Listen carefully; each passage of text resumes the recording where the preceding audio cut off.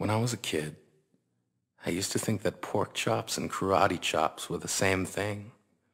I thought they were both pork chops. And because my grandmother thought it was cute, and because they were my favorite, she let me keep doing it. Not really a big deal. One day, before I realized fat kids are not designed to climb trees, I fell out of a tree and bruised the right side of my body. I didn't want to tell my grandmother about it because I was scared I'd get in trouble for playing somewhere I shouldn't have been. A few days later, the gym teacher noticed the bruise and I got sent to the principal's office.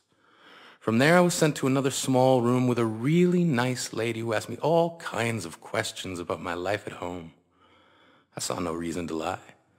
As far as I was concerned, life was pretty good. I told her whenever I'm sad, my grandmother gives me karate chops. This led to a full-scale investigation, and I was removed from the house for 3 days until they finally decided to ask how I got the bruises. News of this silly little story quickly spread through the school, and I earned my first nickname, Pork Chop.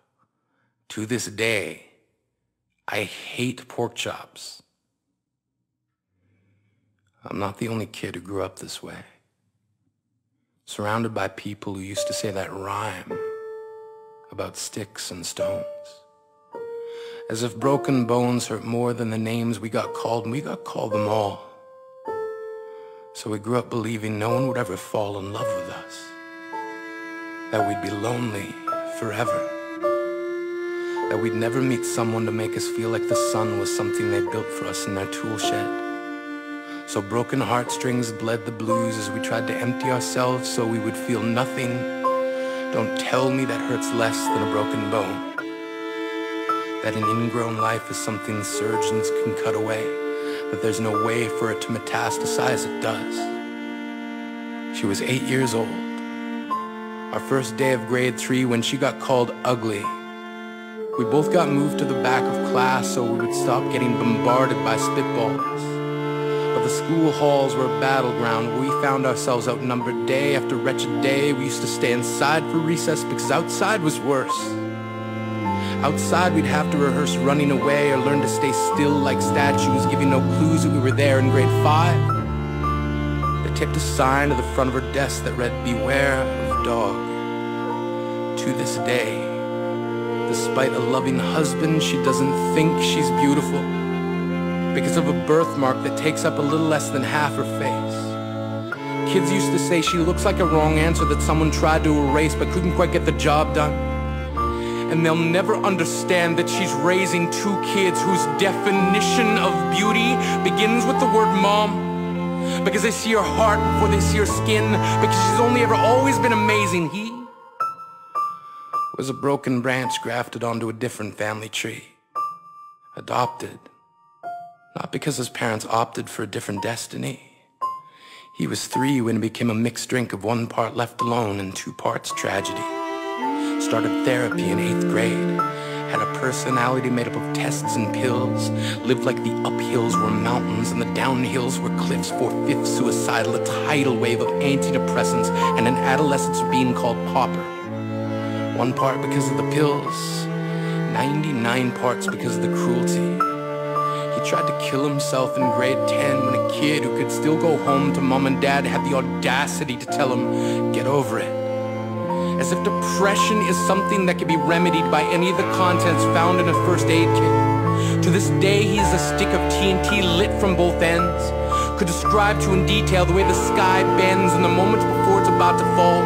And despite an army of friends who all call him an inspiration, he remains a conversation piece between people who can't understand. Sometimes being drug-free has less to do with addiction and more to do with sanity. We weren't the only kids who grew up this way. To this day, kids are still being called names. The classics were "Hey Stupid," "Hey Spaz." Seems like every school has an arsenal of names getting updated every year. And if a kid breaks in a school and no one around chooses to hear, do they make a sound? Or they're just background noise from a soundtrack stuck on repeat when people say things like kids can be cruel? Every school was a big top circus tent, and the pecking order went from acrobats to lion tamers, from clowns to carnies. All of these miles ahead of who we were freaks. Lobster claw boys and bearded ladies, oddities juggling depression and loneliness, playing solitaire, spin the bottle, trying to kiss the wounded parts of ourselves and heal. But at night, while the others slept, we kept walking the tightrope. It was practice, and yes, some of us fell. But I want to tell them that all of this is just debris left over when we finally decide to smash all the things we thought we used to be. And if you can't see anything beautiful about yourself, get a better mirror. Look a little closer. Stare a little longer. Because there's something inside you that made you keep trying despite everyone who told you to quit. You built a cast around your broken heart and signed it yourself. You signed it. They were raw. Because maybe you didn't belong to a group or a clique. Maybe they decided to pick you last for basketball or everything. Maybe you used to bring bruises and broken teeth to show and tell but never told. Because how can you hold your ground if everyone around you wants to bury you beneath it? You have to believe that they were wrong. They have to be wrong. Why else would we still be here? We grew up learning to cheer on the underdog because we see ourselves in them. We stem from a root planted in the belief that we are not what we were called. We are not abandoned cars stalled out and sitting empty on some highway. And if in some way we are, don't worry. We only got out to walk and get gas. We are graduating members from the class of We Made It.